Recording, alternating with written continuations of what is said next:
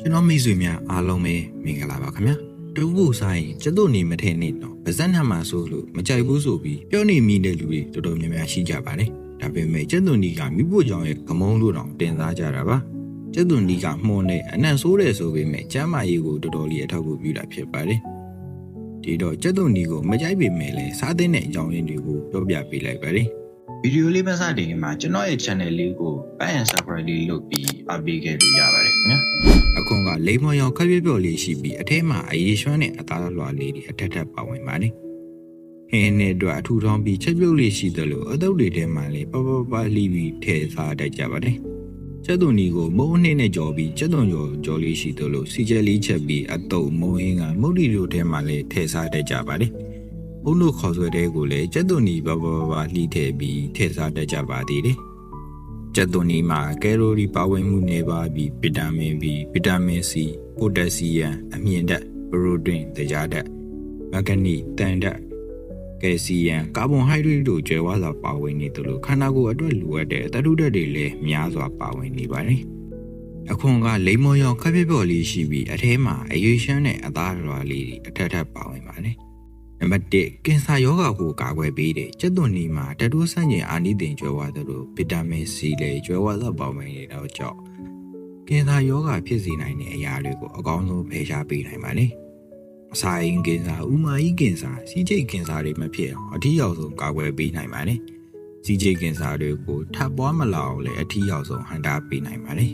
နံပါတ်2နှလုံးကျန်းမာစေတဲ့ကျက်သွန်ဒီမှာဓာတ်တိုးဆိုင်ကျင်ပစ္စည်းတွေနဲ့ကြောင်ရမ်းမှုကိုတိုက်ဖြတ်ပေးနိုင်တဲ့ဓာတ်ပေါင်းတွေများစွာပါဝင်နေပါတယ်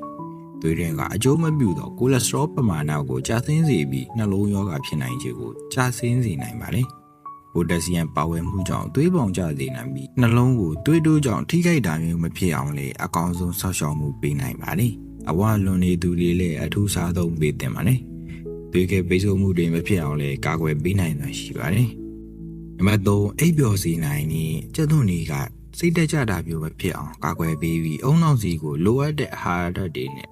သွေးစည်းစိမ်ရောက်ရှိမှုကောင်းမွန်စေနိုင်ပါတယ်စိတ်ခံစားမှုကိုကောင်းစေတဲ့ဟော်မုန်းတွေဖြစ်တဲ့ဒိုပါမင်စီတိုနင်အောက်ဆီတိုစင်ဟော်မုန်းတွေကိုထွက်ရှိစေပြီးစိတ်ပျော်ရွှင်စေနိုင်သလိုအစာစားခြင်းစိတ်ကိုလည်းဖြစ်စေနိုင်ပါတယ်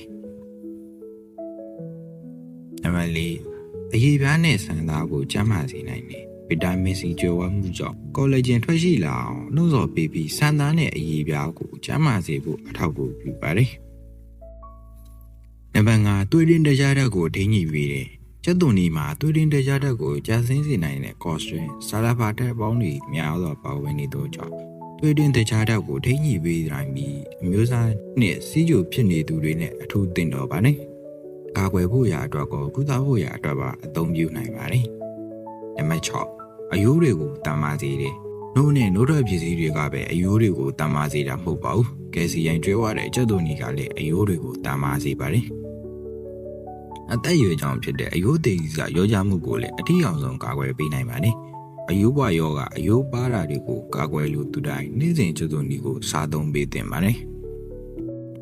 နံပါတ်9အစာခြေစနစ်ကိုကျန်းမာစေနိုင်တယ်အမြင့်နဲ့အကျိုးပြုဘက်တီးရီးယားအာဟာရတွေပါဝင်နေမှုကြောင့်အစာခြေစနစ်ကိုကျန်းမာစေသလိုဦးလန်းကြောင့်ကိုလည်းကျန်းမာစေနိုင်ပါတယ်